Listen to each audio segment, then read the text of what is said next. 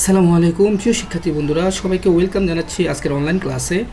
আজকে আমরা একটি কমপ্লিট মডেল টেস্ট নিয়ে আলোচনা করব। ইতিপূর্বে আমি 5টি মডেল টেস্ট নিয়ে আলোচনা করেছি। যেহেতু আমাদের পরীক্ষাটা খুবই কাছাকাছি চলে আসছে, তো যারা এই মডেল টেস্টগুলো দিবেন একটু আগে অ্যান্সার করার ট্রাই করবেন, তাহলে আপনার কত মার্ক আপনি পেতে পারেন এইচএসসি পরীক্ষার এই MCQ 25-এর মধ্যে তা কিন্তু আপনি বুঝতে পারবেন, রাইট? তো চলুন তাহলে আমরা আলোচনায় চলে যাই। তো এখানে দেখুন প্রথম কোশ্চেনটা আপনাকে কি বলেছে। প্রথম কোশ্চেনটায় আপনার ডিফারেন্ট বেস দিয়েছে, রাইট? তো ডিফারেন্ট বেস দিয়ে বলেছে এক্সের মানটা কত। তো আপনি যখন এরকম ডিফারেন্ট বেস দেখবেন, তখন প্রথম আপনার কাজ হচ্ছে এই ডিফারেন্ট বেসগুলোকে ডেসিমেলে নিয়ে যাবেন। আর আমরা জানি যে কোনো বেস থেকে ডেসিমেলে নেওয়ার জন্য আমাদের কি করতে হয়। যেমন 23 দেখুন, আমি এখানে ছোট্ট করে যদি দেখানোর ট্রাই করি, এই 23 আমি একটা দেখাবো, বাকিগুলো আপনারা নিজেরা ট্রাই করবেন।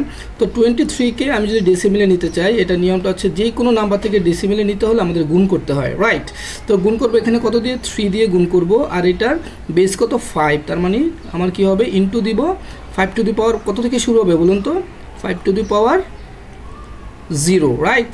তো এটা যদি 5 টু দি পাওয়ার 0 হয়, 0-এর সাথে 5 টু দি পাওয়ার 0 হওয়া মানে 1, আর 3-এর সাথে 1 গুণ দিলে এখানে আমার কী হবে, 3 হবে, রাইট? তো এখানে প্রথম মানটা 3 পাইলাম। এবার দেখুন দ্বিতীয় মানটা যদি আমি একটু বের করার ট্রাই করি, এখানে 2, তো আপনি অলরেডি বুঝে গিয়েছেন 2 এর সাথে ইন্টু দিব কত, 5। তো 2 এর সাথে ইন্টু 5 দিব, 5-এর উপরে কত হবে, 0-এর উপরে 1, তার মানে এখানে 5 দুগুণে কত আসে, 10, রাইট? তো 10-এর সাথে যদি আপনি 3 যোগ করেন, দেখুন 10, 5 দুগুণে 10 আসলো, আর 10-এর সাথে 3 যোগ করলে কত পাইলেন এখানে, 13, তার মানে আপনার প্রথম মানটা ডেসিমেলে নিলে 13 হবে, ঠিক আছে?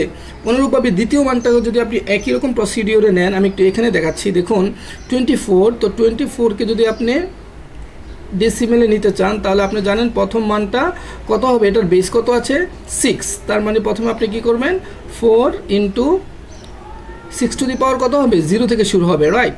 তো 4 ইন্টু 6 টু দি পাওয়ার 0-তে কত হবে আপনি বুঝে গিয়েছেন, 4 ইন্টু 6 টু দি পাওয়ার 0-তে এটা 4ই হবে। পরবর্তী মানটার আমি এখানে না লিখি বুঝে যাব, কারণ পরবর্তী মানটা হচ্ছে কি আমার 2, রাইট? তো 2 এর সাথে আমি গুণ দিব কত, 2 এর সাথে আমি গুণ দিব এটার বেস কত ছিল নাম্বারটার, এটা দেখুন বেস ছিল 6, রাইট? তো এখানে আমি ইন্টু দিব 6 লিখবো, পাওয়ার কত দিব, 0-এর পরে 1, তার মানে এখানে 6 দুগুণে 12, দেখুন এখানে আসলে আমার 12, আর উপরে আমি পেয়েছিলাম কত, 4, তাহলে 12 চেয়ে কত, এখানে 6 দুগুণে 12, আর এখানে আমার 4 ইন্টু, হ্যাঁ আমার এখানে ছিল হচ্ছে 4, 12 চেয়ে কত, 16, তার মানে এখানে আমি পেলাম 16, এটার আমার ডেসিমেল নাম্বার এটার। এবার 25, একই প্রসিডিওরে যদি আপনি 25কেও বের করতে চান, দেখুন 25 আমরা জানি যে কোনো নাম্বার থেকে বেস যাই হোক ডেসিমেলে গেলে গুণ করতে হয়। তো 5 ইন্টু কত লিখবো, 5 ইন্টু এটার বেস কত ছিল বলুন তো, 5 ইন্টু এটার বেস ছিল 7, তার মানে 7 টু দি পাওয়ার 0, তো 7 টু দি পাওয়ার 0 মানে 1 হয়ে যাবে। তো 5 ইন্টু 7 টু দি পাওয়ার 0 দিলে আমার কী হবে, এখানে 5 থাকবে, আমি বুঝলাম এখানে আমার কত আছে, 5 আছে।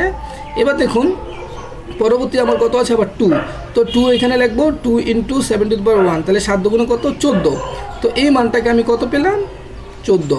তো এবার এই তিনটা মানটাকে আপনি যোগ করবেন, রাইট? তো 14-এর সাথে 16 যোগ করলে কত হয়, 30। আচ্ছা 14-এর সাথে আমরা এখন 14, এটার সাথে 7 দুগুণে 14, এটা দেখুন 2 দিয়ে যদি আমি 7 দুগুণে 14, 14-এর পাশে কত, 14-এর পাশে 19, রাইট? তাহলে এখানে আবার 19 হবে। তো এই 19 আর সাথে 13 যোগ করলে কত হয়, 32, 32 আর 16 যোগ করলে কত হবে, 48, রাইট? তো এখানে আপনি যে মানটা পাইলেন ডেসিমেলে, সেই মানটা হচ্ছে আপনার 48। তো ডেসিমেলের মান পাওয়ার পরে আপনার কিন্তু অ্যান্সার এখনও হয় নাই, কারণ আপনাকে বলেছে এই মানটাকে কত বেজে নিতে। দেখুন এই মানটাকে আপনাকে বলেছে এক্সের মানটা কত বেজে আছে, দেখুন তো 9, খেয়াল করুন এটা 9 বেজে রয়েছে। তার মানে আমরা যেই কোনো নাম্বার থেকে ডেসিমেল থেকে যেই কোনো নাম্বারে যাব, যেই নাম্বারে যাব ওই নাম্বারের বেস দিয়ে এটাকে কি করব, ডিভাইড করব, রাইট? তো এটাকে যদি আমি এখন ডিভাইড করতে চাই, দেখুন আমার 48 এই নাম্বারটাকে আমি ডিভাইড করব কত দিয়ে, 9 দিয়ে। দেখুন একটু দেখার চেষ্টা করুন, তাহলে দেখুন 9 দিয়ে যদি এটা ডিভাইড করি তাহলে কত হয়, 5 নং 4 নং 36, 5 নং 45, তার মানে এটা কয়বার যাবে, 5 বার যাবে, রাইট? তো 45 থেকে 48 চলে গেলে কত থাকে, 3 থাকে, তার মানে এটা আর যাবে না। এবার আমরা যদি এটাকে ভাগ করি কয় দিয়ে, 9 দিয়ে, এটা যাচ্ছে না, তখন এখানে আমার কি আসবে, 0, আর এই 5টা কোথায় চলে আসবে, এখানে আসবে, আপনারা জানেন এটা, তারপর একটু করে দিলাম। আচ্ছা তো এখানে অ্যান্সারটা নিচ থেকে উপরে আসবে, তার মানে দেখুন 5 আর 3 যোগ 5, তারপরে কত 3, তার মানে 5 আর 3 কোথায় আছে দেখুন এই আমার গতে আছে। এটার এক্সপ্লেনেশনটা একটু বড় হয়ে গেল, তার জন্য সরি। আচ্ছা, এবার দেখুন পরবর্তী প্রশ্নটা বলছে আনুভূমিক লাইন তৈরির ক্ষেত্রে কোনটি সঠিক। মনে রাখবেন আনুভূমিক লাইন মানে হচ্ছে আপনি একটা পেজের শেষে এরকম লম্বা একটা টার্ম দিলেন, এটাকে বলে আনুভূমিক লাইন। আর মনে রাখবেন এই আনুভূমিক লাইনের জন্য যে ট্যাগটা আমরা ইউজ করি সেটার কিন্তু কোনো ইন্ডিং ট্যাগ নাই, মানে ক্লোজিং ট্যাগ নাই, এটা একটা এমটি ট্যাগ, আর সেটাকে বলে HR। ঠিক আছে, এটা একটু মুখস্থ প্রশ্নই আসছে। আচ্ছা, পরবর্তী প্রশ্ন দেখুন বলেছে উদ্দীপকের আলোকে 3 নং প্রশ্নের উত্তর দাও। আচ্ছা, এখন বলেছে উপরে বর্তনের আউটপুট সরলীকরণ মান গেটের সাথে সাদৃশ্য, কোন গেটের সাথে আর কি সাদৃশ্য হবে, রাইট। তো আচ্ছা দেখুন আমরা এখন মানগুলো ট্রাভেল করব। এটা হচ্ছে ন্যান্ড গেট, এটাও সরি এটা নর গেট, এটাও নর গেট, এটা সবগুলো এখানে নর গেট, রাইট। তো এখানে দেখুন প্রথমে আপনি এখানে ট্রাভেল করে A নট পাবেন। এটা আপনারা জানেন কিভাবে A নট পাবো, কারণ এখান দিয়ে আমার A আসছে, এখান দিয়ে আমার একটা A আসছে, রাইট। তাহলে অনুরূপভাবে এখান দিয়ে আমি কি পাবো, B নট। অনুরূপভাবে এখানে আমি কি পাবো, দেখুন একটা A আসছে এখান দিয়ে আর একটা B আসছে, তার মানে দুইটা নর গেটি দিয়ে ঢুকেছে, তার মানে এটা হবে A প্লাস, দেখুন A plus B whole bar, right, fine. এবার দেখুন আপনার এইখানে আবার আরেকটা নর গেট আছে, তো A নট আর B নট এই নর গেট দিয়ে ঢুকলে কি হবে, একটা তো আপনার A নট আছে, এখানে আপনার A নট, এটা আমরা প্লাস দিব যেহেতু নর গেট, তার মানে এখানে হবে কি B নট, রাইট। তো এটার জন্য আবার একটা কি আসবে, হোল নট। ব্যাপারটাকে বুঝতে পেরেছি? Okay fine. এবার দেখুন এখানের আউটপুটটা আমার তাহলে কি আসতেছে, আমি যদি একটু আউটপুটটাকে আপনাকে ব্যাখ্যা করি। দেখুন আমি এখানে একটু আউটপুটটা লেখার চেষ্টা করি, যেহেতু জায়গাটা একটু বেশি জায়গার প্রয়োজন। তো এখানে দেখুন তার মানে এখানে আমার এটা হচ্ছে প্রথম অংশ, তার মানে এখানে হচ্ছে আমার প্রথম অংশটা আমি এই পাশে লিখতেছি সঙ্গত কারণে A নট, তারপর হচ্ছে আমার plus B, A not plus B not, আর এটার পাশে একটা কি আসবে, ফুল নট, রাইট। এই অংশটা এখানে লিখেছি, আমি একটু ডিফারেন্ট কালি দিয়ে আবার দেখাচ্ছি। এবার আবার এই অংশটা আমার বাকি আছে, রাইট। তো এটা যেহেতু একটা নর গেট, তার মানে এখানে একটা প্লাস হবে, প্লাস এখানে কি হবে আমাদের A plus B whole not, তাহলে A প্লাস B এই উপরে একটা হোল নট, রাইট, ফাইন। এবার দেখুন এই যে আসলো, এবার এইটার উপরে দেখুন আরেকটা বাবল আছে, দেখেছি যে এটার উপরে একটা বাবল আছে, তার মানে এটার উপরে একটা নট আছে, তার মানে পুরোটার উপরে আরেকটা আপনার কি হবে, নট হবে। এখন দেখুন আমরা সবসময় সরলীকরণের সময় যেটা সবচেয়ে উপরে থাকে আগে সেটাকে সাইজ করব, তার মানে আগে এটাকে ভেঙে দেবো, দিয়ে মর্গানের ল অনুসারে এটাকে যদি আমি ভেঙে দিই তাহলে কি আসে দেখুন তো, তাহলে A প্লাস B, এর উপরে নট ছিল, বি এর উপরে নট ছিল, আছে, কোনো সমস্যা নাই। এবার দেখুন এখানে এটার উপর ভাঙলে এটার উপর একটা নট আসে, এটার উপর একটা নট আসে, রাইট। আমি একসাথে করতে পারতাম, দুইটা নটকে কেটে দিতে পারতাম, আপনাদের সুবিধার জন্য একটু এক্সপ্লেন করতেছি। আবার এখানে কী আসবে, যুগটা কী হয়ে যাবে, গুণ হয়ে যাবে। A প্লাস B, দেখুন A প্লাস B একটা নট ছিল তাদের উপর, হোল নট ছিল, এখন আরেকটা হোল নট তাদের মাথায় এসে পড়বে, তার মানে এখানে A প্লাস B ডাবল একটা আরেকটা। আপনারা জানেন ডাবল বারে কি হয়, কাটা যায়, রাইট। তো ডাবল বারে কাটা গেলে এখানে কি থাকলো, এই দেখুন ডাবল বারে যদি কাটা যায় আমার এখানে কি থাকবে, A bar plus B bar, okay fine. তো এখানে দেখুন A বার প্লাস B বার, এখানেও আপনার ডাবল বারে কেটে যাবে, তার মানে এটাকে আমি একটা ব্রেকেটে রেখে দিই অংশটাকে। আর এখানে আরেকটা অংশ আমার যদি ডাবল বারে কাটা যায় তাহলে এখানে কি থাকবে, A bar sorry A plus B, right, A plus B। এবার দেখুন আমার এতটুকু হওয়ার পর আমি এবার গুণ করে দিব, ঠিক আছে। এবার আমরা গুণ করে দিব, কার সাথে কার গুণ করে দিব, এই A নটের সাথে প্রথমে আমি কার গুণ করব, এর, তাহলে A নটের সাথে এই গুণ দিলে কি হয় বলুন তো, A নট A, আবার এখানে আমি যোগের যোগ, তাহলে কি হবে AB, এটার সাথে প্রথমে দেখবেন এটাকে গুণ দিব, এই পাশেরটাকে গুণ দিব, তারপরে আবার এই পাশেরটা গুণ দিব, তাহলে এখানে A নট, পরেরটার জন্য আমার কি A নট B। তো অনুরূপভাবে আমি প্লাস এই পাশেরটা দিয়ে গুণ দিব, দেখুন একটু ডিফারেন্ট কালি দিয়ে করার ট্রাই করি, দেখুন রাইট। এবার দেখুন আমার এই পাশেরটা দিয়ে গুণ দিলে কী হবে, এর সাথে B নটের গুণ হবে A B নট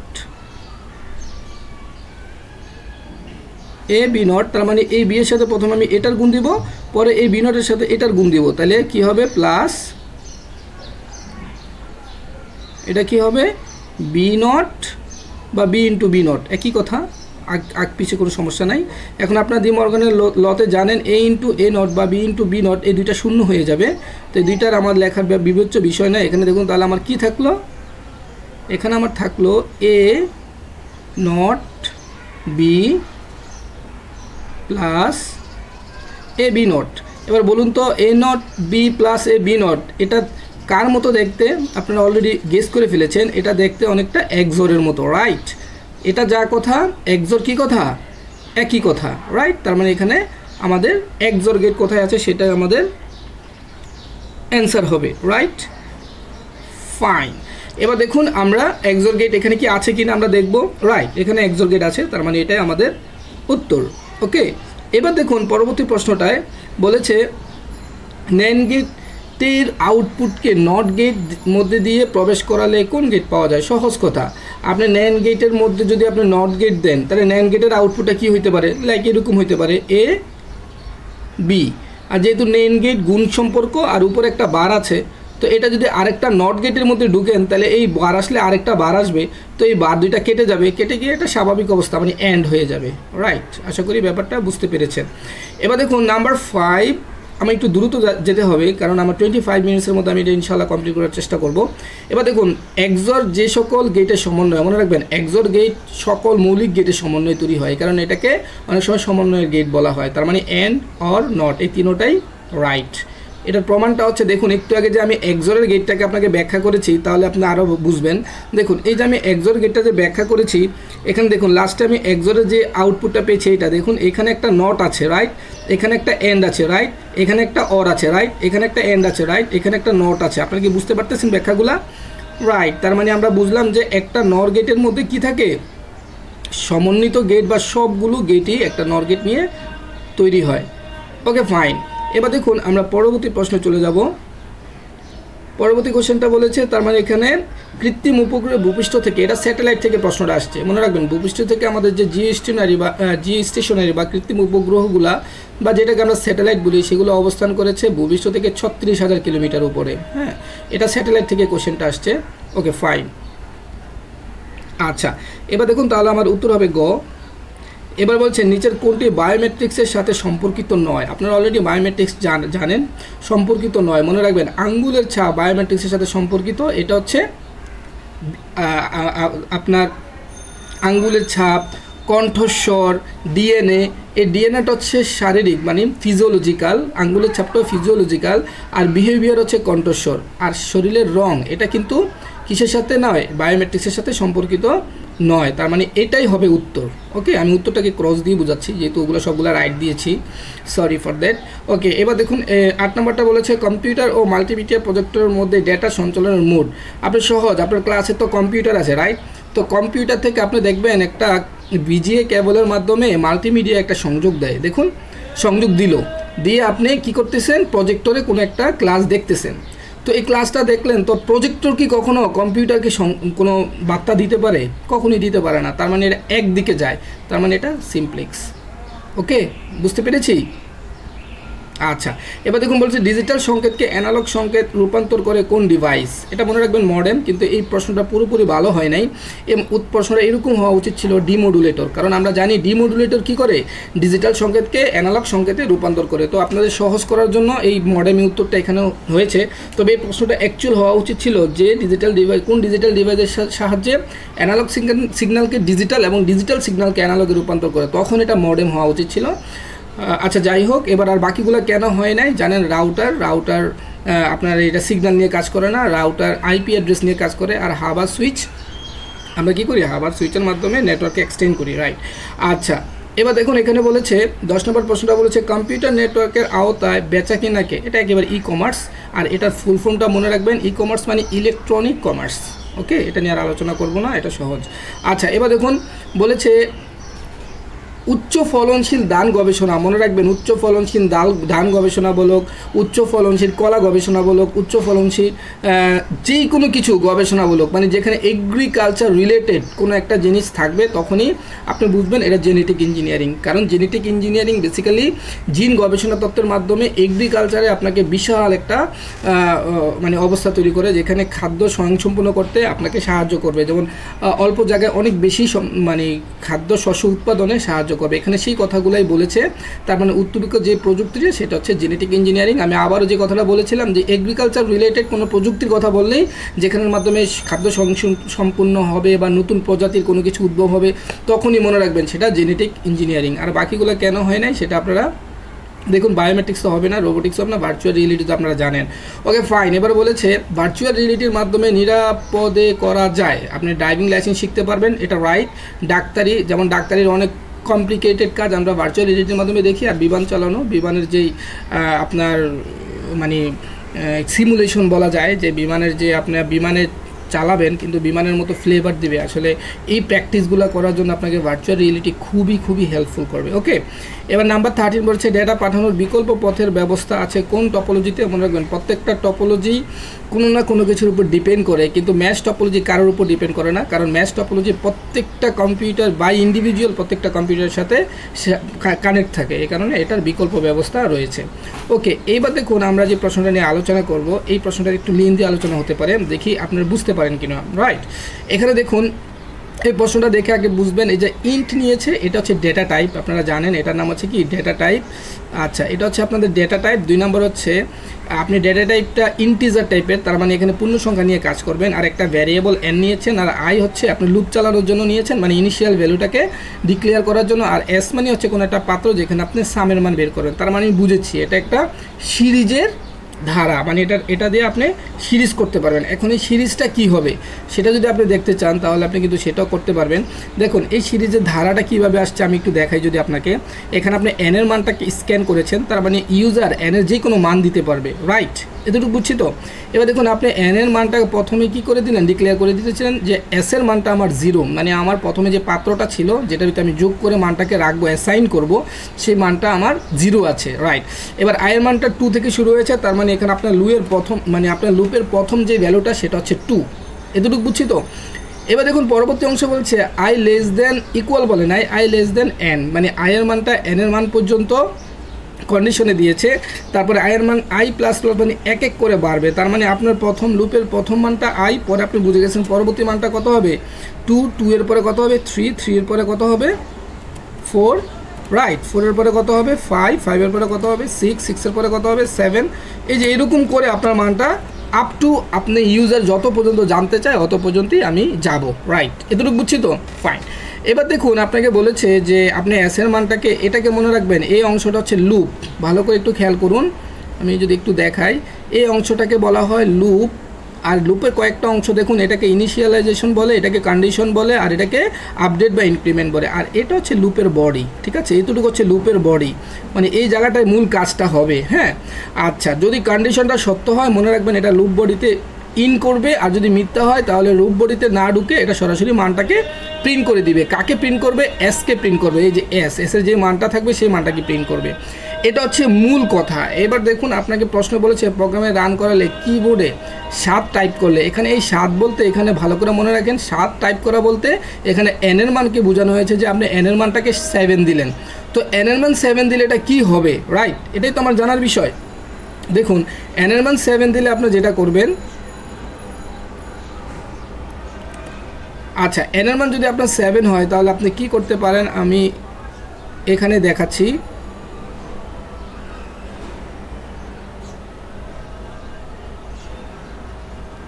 আচ্ছা আমি একটু এটার মধ্যেই দেখানো ট্রাই করি তাহলে সহজ হবে। দেখুন এন এর মান যদি 7 হয়,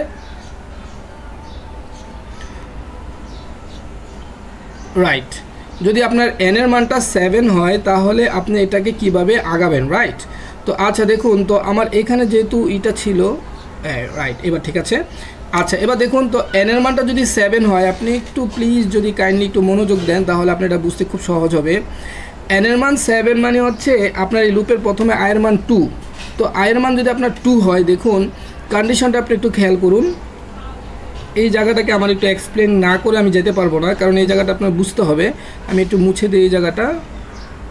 রাইট, আপনি তো অলরেডি বুঝেছেন কি করতে হবে। রাইট, এবার দেখুন। রাইট, এবার দেখুন আমাকে বলেছে n এর মানটা যদি কি হয় 7 হয়। আপনি একটু বোঝার চেষ্টা করুন। n এর মান 7 মানে হচ্ছে এখানে আপনি লুপে যাবেন, প্রথম মানে 7 পর্যন্ত যাবে। তার মানে আপনার এখানে এই লুপটার দিকে যদি একটু তাকান, দেখুন এখানে লেখা আছে i লেস দেন n। আচ্ছা, তার মানে n এর মানটা প্রথমে i এর মানটা কত হবে? 2 হবে। তো আপনি দেখুন 2 এর মানটা n এর মানটাকে আমরা কি ধরলাম? 7 ধরলাম। রাইট, তো 2 এর জন্য কি কন্ডিশনটা সত্য? হ্যাঁ, আমরা দেখছি 7 কি 2 এর চেয়ে বড়, তার মানে কন্ডিশনটা সত্য। যখন কন্ডিশনটা সত্য হবে তখন এটা লুপে ঢুকবে। তাই রাইট, তো লুপে ঢুকলে আসলে সে কী কাজটা করে সেটা আমি আপনাকে দেখানোর ট্রাই করব। তো লুপে ঢুকলে দেখুন সে কী করে।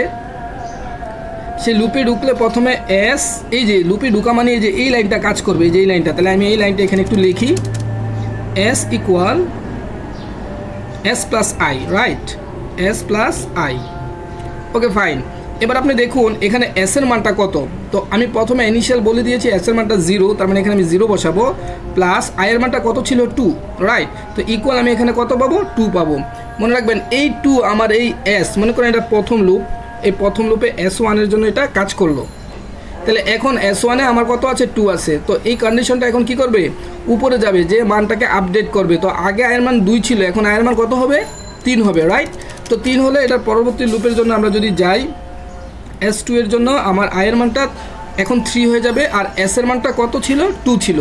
তো 2 এর সাথে আমি কত যোগ করবো এখন? আগে যেহেতু আমি 2 যোগ করেছি, দেখুন আগের মানটা কত যোগ করেছিলাম? 2।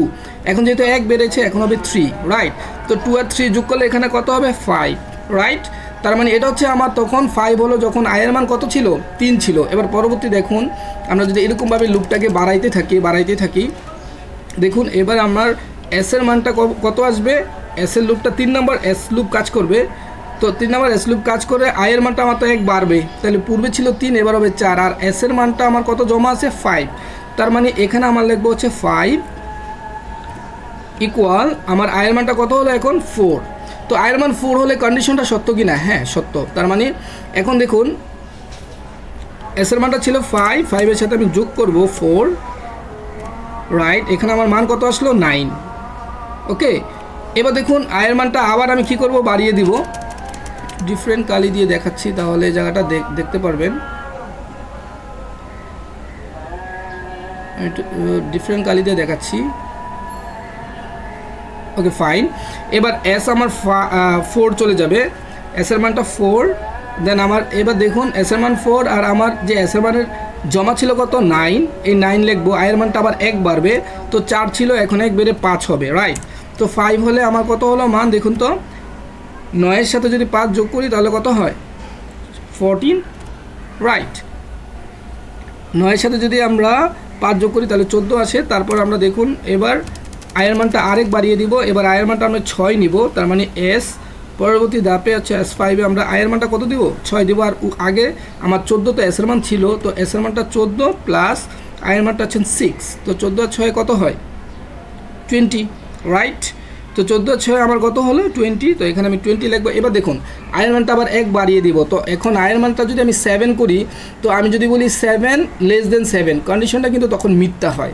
আর মিথ্যা হলে যে এস এর মধ্যে আপনার যে 20 মানটা জমা ছিল, সেই মানটাই কিন্তু এখানে আপনার আলটিমেট কি প্রিন্ট হয়ে যাবে। ব্যাপারটা কি বুঝছি? তো আলটিমেট সেই মানটা যদি আপনার প্রিন্ট হয়ে যায়, দেখুন আমি এটাকে একটু দেখে দিচ্ছি। তো আলটিমেট যদি সেই মানটা আমার প্রিন্ট হয়ে যায়, তার মানে এখানে আমার অ্যান্সার চলে আসছে কত? এস এর মানটা কত জমা হয়েছে লাস্ট পর্যন্ত? আপনারা দেখতে পারতেছেন এস এর মানটা কিন্তু লাস্টে 20 জমা হয়েছে, তার মানে এখানে আমার উত্তর 20। ওকে ফাইন, আমি একটু বড় ব্যাখ্যা দিয়ে দিলাম। পরবর্তী প্রশ্নটা দেখুন। পরবর্তী প্রশ্নটা আপনাদের এখানে বলেছে 7 সংখ্যাটি ঠিক রেখে ফলাফল 90 পেতে হলে আপনার কি করতে হবে? দেখুন এই প্রশ্নটা যদি আমি একই ব্যাখ্যা দিতে চাই, তাহলে কিন্তু আমি 25 মিনিটের মধ্যে অ্যান্সার করতে পারবো না। তো এটার শুধু আমি একটু সহজ যদি আপনাকে বুঝিয়ে দিই, যেমন দেখুন এটার দিকেই তাকান, এখানে আয়ের মান কত আসছে? 6, তাই না? তো এখানে দেখুন এই 3টাকে যদি আমি 6 × 6 × 6 × 6 × 6, 6টা 6 যোগ করলে কিন্তু 90-র উপরে যায়। তার মানে এই অপশনটা ভুল আছে। এখানে দেখুন 4টা 6 যদি আপনি গুণ করেন 6 6 কত হয় 36, আবার 36 36 গুণ করলে দেখুন কত হয়ে যায়, তার মানে এটাও ভুল আছে। তো এখানে দেখুন s এর সাথে যদি i গুণ করেন তাহলে কিন্তু আপনার i এর মান 6, তো s এর ভ্যালুর সাথে এমন কিছু যোগ করলে 90 হওয়ার কোনো সম্ভাবনা নাই। তার মানে আমি বুঝে গেলাম এটার উত্তরটা হবে কি s সমান s plus i into i। তো আপনি যদি মনে করেন এটার ব্যাখ্যাটা জানতে চান তাহলে আমি একই রকমভাবে এখানে i এর মানটাকে যেমন একটা ব্যাখ্যা আমি করে দিই যে s এর প্রথম মান ছিল 0, পরবর্তী আপনি কী করবেন প্লাস i এর মানটা কি প্রথমে 1 ছিল না, তাহলে না 2 ছিল, 2 থেকে শুরু হয়েছিল, তাই 2 ইন্টু 2, তার মানে এখানে কত হবে 4। তো আপনার s এর ভিতরে এখন জমা হবে কত 4। আপনি একই প্রসিডিউরে এরকম করে আপনি i এর মান 6 পর্যন্ত আগাবেন, দেখবেন আপনার মানটা কিন্তু 90 চলে আসবে। হ্যাঁ, আমি আর ব্যাখ্যা করলাম না, এটা আশা করি বুঝতে পেরেছেন। এবার দেখুন আমরা পরবর্তী কোশ্চেনে চলে যাই। পরবর্তী কোশ্চেনে বলেছে ব্রাউজার যদি কোনো কারণে ইমেজ লোড করতে ব্যর্থ হয় তখন ইমেজের পরিবর্তে কোন টেক্সট প্রদর্শনের জন্য ব্যবহৃত অ্যাট্রিবিউটের নাম কি। মনে করেন আপনি কোনো কারণে একটা ইমেজ আপনি আপলোড মানে প্রদর্শিত করতে পারছেন না, এটার অনেকগুলো কারণ হতে পারে, ইমেজটার সাইজ ঠিক না থাকতে পারে বা ইমেজটা অনেক পুরাতন হতে পারে। তখন আমরা কি করি, কোনো একটা ওয়েবসাইটে যদি ছবি ভাষাতে না পারি তো ছবির পরিবর্তে একটা লেখা বা একটা টেক্সট প্রদর্শন করি, আর সেটা ব্যবহার করি আমরা অল্টের মাধ্যমে ALT, ঠিক আছে। আর বাকিগুলো কেন হয় না, কারণ SRC হচ্ছে সোর্স, এটা হবে না, অ্যালাইন এগুলো হচ্ছে মানে ছবিটা কোন পাশে রাখবেন লাইট আর লেফটে, এটার জন্য ব্যবহার হয়। এবার দেখুন পরবর্তী আলোচনায় চলে আসি। নাম্বার 17-এ বলেছে টেবিল তৈরির জন্য প্রয়োজনীয় ট্যাগ। দেখুন টেবিল তৈরির জন্য TD মানে টেবিল ডাটা, এটা রাইট, TR মানে টেবিল রো, এটাও রাইট, আর B মানে হচ্ছে বোল্ড, এটা একটা ফরম্যাটিং ট্যাগ, তার মানে এটা হবে না, তার মানে উত্তর হবে 1 আর 2। এবার দেখুন নাম্বার 18-এ বলেছে এটা আপনারা পারবেন, এটা হচ্ছে আপনারা বিয়োগ করবেন, রাইট, লাইক এটা একটা হেক্সাডেসিমেলের বিয়োগ। আপনারা জানেন হেক্সাডেসিমেলের বিয়োগ কিভাবে করে, তাও আমি এখানে দেখিয়ে দিচ্ছি। F এই দুইটা হচ্ছে আমার, এই মানটা থেকে এটা বিয়োগ করব A7। আপনারা যারা বিয়োগটা হয়তো জানেন না তারা এভাবে করতে পারেন, আর আপনি যদি ক্যালকুলেটরে চাপ দেন এটা কি সাথে সাথে হয়ে যাবে। আচ্ছা দেখুন 7 থেকে এটা কি 0 থেকে 7 কি বিয়োগ করা যায়, যায় না। তখন আপনার এখানে যেহেতু হেক্সাডেসিমেল তখন আপনি 16 ধার নেবেন, রাইট।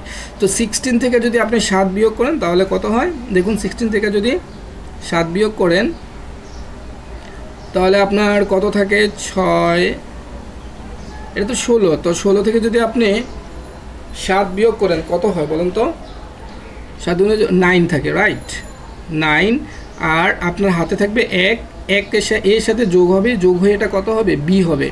তো এখানে হচ্ছে B আর এখানে হলো F, ঠিক আছে। তাহলে F আর B এর মধ্যে ব্যবধান কত, দেখুন F মানে হচ্ছে আপনার 15 আর B মানে হচ্ছে 11, তাহলে ব্যবধান হচ্ছে 4, তার মানে আপনার উত্তর হচ্ছে এটাই তার হেক্সাডেসিমেলের বিয়োগের মান, রাইট।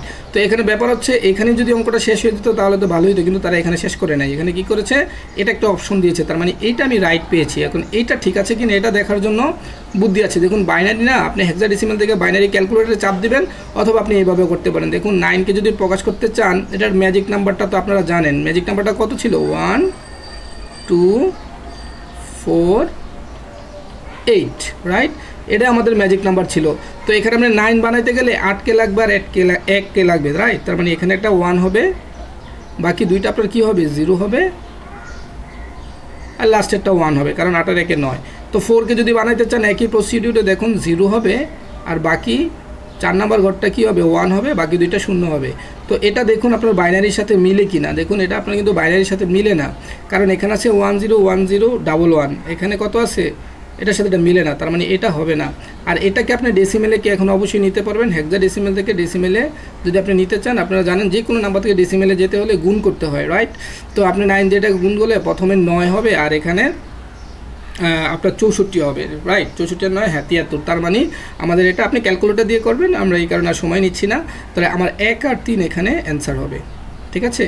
তো পরবর্তী অংশটা আমি আবারও বলে দিই, এখানে আপনি কী করবেন 9 আর এতে ডেসিমেল থেকে যে কোনো নাম্বার থেকে ডেসিমেলে নিতে গেলে কী করতে হয় বলুন তো, আপনারা জানেন যে 9 ইন্টু কী হবে 6 টু দি পাওয়ার 0, তাহলে 9 ইন্টু 6 টু দি পাওয়ার 0 তে 9ই হয়। আরেকটা এখানে কত আছে 4, তো 4 ইন্টু 6 টু দি পাওয়ার 1, তাহলে 4 16 কত 64, 64 আর 9 কত 73, তার মানে আমাদের অ্যান্সার 1 আর 3 হবে।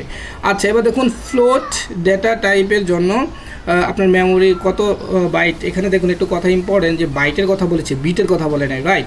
তো এখানে ফ্লোট টাইপের জানার জন্য আপনার তার আগে যদি আপনি একটু খের জানতে চান, দেখুন এখানে আমি এই সিকোয়েন্স একটু শিখাই। প্রথমে আপনাকে মনে রাখতে হবে খের, CHAR, খেরের জন্য আমরা যেই ডাটা টাইপ সাইজটা ব্যবহার করি সেটা হয় 2^0। তো আপনারা জানেন 2^0-তে কত হয়, 2^0-তে 1 হয়। তা 2^0-তে যদি 1 হয় তার মানে এখানে 1 বাইট লাগে। তো হেডের পরে আমরা ইন্টিজার ব্যবহার করি, মানে আপনি ধারাটা মনে রাখলে আর ওটা মনে রাখতে হবে না। ইন্টিজার মনে রাখবেন, ইন্টিজারের জন্য আমরা বলি হচ্ছে 2^1। দেখুন আমি সিকোয়েন্সটা এইভাবেই তৈরি করেছিলাম। এখানে যদি 1 হয় তাহলে 2, তার মানে ইন্টিজারের জন্য ডেটা টাইপের যে সাইজ লাগবে সেখানে 2 বাইট লাগবে, রাইট। এবার আছেন ফ্লোট, ঠিক আছে, যেটা আমাদের প্রশ্নে দেওয়া আছে ফ্লোট। তো এই ফ্লোটের জন্য আপনার কি করতে হবে, ওই একই সূত্র। ফ্লোটে আমরা কি করব, 2^1 এর পরে এখানে কত হওয়া উচিত বলুন তো, 2^2 হওয়া উচিত। তার মানে কত হবে, 2 দুগুণে 4। তার মানে এখানে ফ্লোটের জন্য আপনার 4 বাইট এর জায়গা প্রয়োজন। 4 কি কোথাও আছে, এই যে 4, রাইট। এবার দেখুন সি ভাষা উদ্ভাবন কে করেন, আমরা জানি সি ভাষা উদ্ভাবন করেন ডেনিস রিচি। দেন আমরা চলে যাব, এটা ডেটাবেজের সাথে সংযোগ থাকে কোন ওয়েবসাইটের, এটা আপনারা অনেক ভালো জানেন। স্ট্যাটিক ওয়েবসাইট ও ডাইনামিক ওয়েবসাইটের মধ্যে পার্থক্য পড়লেই পাবেন। একটা মেজর পার্থক্য হচ্ছে স্ট্যাটিক ওয়েবসাইটের সাথে ডাটাবেজের কানেকশন থাকে না, কিন্তু ডাইনামিক ওয়েবসাইটের সাথে কি ডাটাবেজের কানেকশন অবশ্যই থাকে। লাস্টে আমরা চলে আসছি 22 আর 23 নম্বর কোয়েশ্চেনে। দেখুন 22 প্রশ্নটা কি বলেছে, দুইটা দেওয়া আছে, এখানে একটা রিং টপোলজি আছে, এখানে বাস টপোলজি। এখন আপনাকে বলেছে উপরে 2 নং টপোলজির নাম কি, আপনারা জানেন এটা একটা বাস টপোলজি, এটা কোনো সমস্যা নাই। কিন্তু পরবর্তীটা বলেছে চিত্র 1-এ, মানে 23 নম্বর কোয়েশ্চেনটা বলেছে চিত্র 1-এ টপোলজির নোটগুলো, মানে নোটগুলো বলতে যে এই নোটগুলো, হ্যাঁ এগুলাকে নোট বলা হয়, এগুলাকে নোট বলা হয়। বলেছে এই নোটগুলো পরস্পরের সাথে যুক্ত করলে কোন টপোলজি তৈরি হয়। তো আপনি একটু যুক্ত করে দেখুন তো কোন টপোলজি তৈরি হয়। দেখুন এটার সাথে এটা করলাম, এটার সাথে এটা করলাম, তার মানে দেখুন এখানে প্রত্যেকের সাথে প্রত্যেক কী আছে, কানেক্টেড আছে। তার মানে আমি বুঝবো প্রত্যেকের সাথে প্রত্যেকে কানেক্টেড থাকে কোন টপোলজিতে, ম্যাচ টপোলজিতে, রাইট। এবার দেখুন আমাদের আরেকটা চমৎকার একটা প্রশ্ন আসছে, আমি এই প্রশ্নটাকে আপনাদের খুব ভালো করে ব্যাখ্যা করে বোঝানোর ট্রাই করব, কারণ এরকম একটা প্রশ্ন এবার পরীক্ষা আমার কেন জানি মনে হচ্ছে আসবেই। আচ্ছা দেখুন এই প্রশ্নটার সমাধানটা আমি এখানে করি আপনাদের সুবিধার্থে। আপনারা জানেন এখানে 3, আমি পুরোটা লিখে করি। দেখুন 3, তারপরে কি আছে দেখুন তো 3 প্লাস এটা হচ্ছে পাওয়ার, মনে রাখবেন এই পাওয়ার মানে হচ্ছে পাওয়ার, রাইট। তো এখানে দেখুন পাওয়ারের পরে 2টা ব্র্যাকেট দেওয়া আছে, সরি 2টা ব্র্যাকেট দিয়ে কি বলেছে, আবার একটা 3 দিয়েছে, প্লাস কি দিয়েছে, পাও, আবার একটা পাও আসছে, পাওয়ার উপরে কি আছে 3, এটা কমা হবে 3,0, দেন আপনার প্লাস দেওয়া আছে। আবার এটা দেখে ভয় পাওয়ার কিছু নাই, আমি করলে আপনি দেখবেন একেবারেই সহজ। এখানে আবার কত আছে 3 মডুলাস 2, ঠিক আছে। তারপর এখানে আমাদের কমা দিয়ে 2 আছে, রাইট। দেখুন এটা আপনি দেখার পরে আপনার এটার পরের লাইনটা করার জন্য আপনি দেখুন এই 3, কোনো ঝামেলা নাই, 3 থাকবে। পরবর্তী দেখবেন পাওয়ার, কোনো একটা জিনিস যদি পাও থাকে এখানে যে মানটা থাকে, তো এখানে যেহেতু এই মানের ভিতরে এই মানগুলো আগে করে আসতে হবে, তার মানে আপনি এখানে এই মানগুলো যা আছে সব হুবহু লিখবেন, হ্যাঁ হুবহু লিখে আপনার কাজ হচ্ছে এই জায়গায়। তো এখানে দেখুন তো আপনি যদি 3-কে 2 দিয়ে মডুলাস করেন, তার মানে 3-কে 2 দিয়ে মডুলাস করা মানে 2 দিয়ে 3-কে ভাগ দেওয়া, তো এটার ভাগশেষ কত থাকে, মডুলাস মানে ভাগশেষ, রাইট। তো ভাগশেষ কত থাকে, 1 থাকে, রাইট। তো এখানে আপনার 1 আসবে, আর এখানে কি কমা একটা 2 আছে, ঠিক আছে। এই দুটো পর্যন্ত কোনো সমস্যা নাই। এবার দেখুন আপনার এখানে কি ছিল, প্লাস ছিল, আপনি প্লাসটা রাখুন। এবার এই অংশটা দেখুন, পাওয়ার মানে কি, এটার পাওয়ার মানে 3-এর উপরে এই মানটা উঠে যাবে 0। তো আপনি জানেন 3-এর উপরে যদি 0 উঠে যায় তার মানে এটা কি হয়ে যায়, 3^0, তার মানে এটা 1 হয়ে যাবে। কত হয়ে যাবে, 1। এবার দেখুন এটা 1 হয়ে গেল, আর এখানে আপনার কত আছে 3, তাহলে এইটাকে প্লাস করে আপনি এখানে 3 লিখে দিন, রাইট 3। ওকে ফাইন, আশা করি ব্যাপারটা এতটুকু বুঝতে পারছেন। আমি একটু পিছন থেকে করে আসছি। এবার দেখুন এই 3 এতটুকু আসলো, তার মানে এখানে আমার ব্রেকেটটা ক্লোজ হয়ে গেল। আর আমার কি হবে, এখানে যে পাওয়ারটা আছে সেই পাওয়ারটা আমি লিখব POW। এটা হচ্ছে পরবর্তী লাইন এতটুকু করার পরে আপনি কি করবেন, এবার দেখুন আপনার কাজটা কিন্তু অনেকটা ইজি হয়ে গিয়েছে। এবার আপনার পরবর্তী লাইন তো 3 আছে, এখানে 3 লিখবেন, দেন পাওয়ার এই জায়গাটাকে যোগ করুন। দেখুন এই জায়গায় যোগ করলে কত হয়, 3-এর সাথে 2 যোগ করলে 5, তো 3-এর সাথে যদি 2 যোগ করেন তাহলে 5 হয়, তার মানে পাওয়ার এখানে কত আপনার 5, আর হচ্ছে কমা কত আছে 2, রাইট। এতটুকু শেষ। এবার দেখুন আমরা আবার কি রাখবো, 3-এর সাথে প্লাস করব পাওয়ার, এটা মানে হচ্ছে কি মনে রাখবেন প্রথম মানটার উপরে দ্বিতীয় মানটা উঠে যায়, তাহলে 5×5 কত, 5-এর উপরে যদি 2 উঠে যায় 5 স্কোয়ার হয়, তাহলে 5 স্কোয়ারে কত হয় 25, রাইট। তো 25-এর সাথে যদি আপনি 3 যোগ করেন তো কত হয় 28। তো তো এখানে কি 28 আছে? রাইট, এখানে কিন্তু আমাদের 28 আছে, তার মানে অ্যান্সারটা এটা হবে। ঠিক আছে, লাস্ট প্রশ্নটা বলেছে জিপিআরএস, এটা থার্ড জেনারেশনের একটা অন্যতম বৈশিষ্ট্য, যে জেনারেল প্যাকেট রেডিও সার্ভিস। এটা খুবই ইম্পর্টেন্ট একটা কোয়েশ্চেন, এটা নিয়ে আলোচনা করলাম না কারণ এটা আমরা একটা ফুল ফর্ম। ওকে, আজকে টিউটোরিয়ালটা এখানেই শেষ হবে। যদি আপনাদের টিউটোরিয়াল একটু ভালো লেগে থাকে প্লিজ আমাকে কমেন্ট করে জানান কোন জায়গাটা ভালো লেগেছে, আর যদি কোনো জায়গা আপনার মনে হয় যে একটু কম ভালো হয়েছে ওই জায়গায় কমেন্টস করে জানান। আজকে এখানে শেষ করি, আল্লাহ হাফেজ।